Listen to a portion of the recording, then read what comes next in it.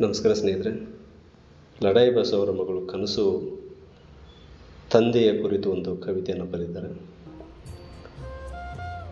ಅವಳು ಬಿಟ್ಟು ಹೋದ ದಿನದಿಂದ ನಿಶ್ಶಬ್ದ ಮೌನವನ್ನು ಮೌನವಾಗಿ ಮೈಮೇಲೆ ಹೊತ್ತುಕೊಂಡಿದ್ದ ಅಪ್ಪ. ನಾನರಿಯದ ಅವನ ದುಃಖ, ದಿನದ ಕೊನೆಯಲ್ಲಿ ಕಂಬರಿಯ ಮೌನ. ಪುಟ್ಟ ಮಗುವಿಗೆ ಅಮ್ಮನಾಗಿ ನಿಲ್ಲುವ ಕಷ್ಟ ನಾನರಿಯದೇ ಹೋದೆಯಪ್ಪ. ರಾತ್ರಿ ನಾನು ನಿದ್ದೆಗೆ ಹೋಗುವ ತನಕ ನನ್ನ ತಟ್ಟಿ ಮಲಗಿಸುತ್ತಿದ್ದ ಅಪ್ಪ. ಮಡಿಲಲ್ಲ, ಮೌನ.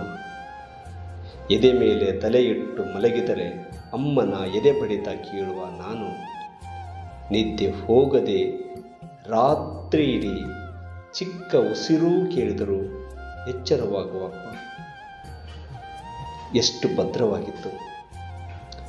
ನಾನು ಮಲಗಿ ಕನಸು ನೋಡಿದ್ದೆ. 108 ಕನಸು ಹೊತ್ತು ನಿದ್ರೆ ಕಾಯುತ್ತಿದ್ದ ನನ್ನಪ್ಪ.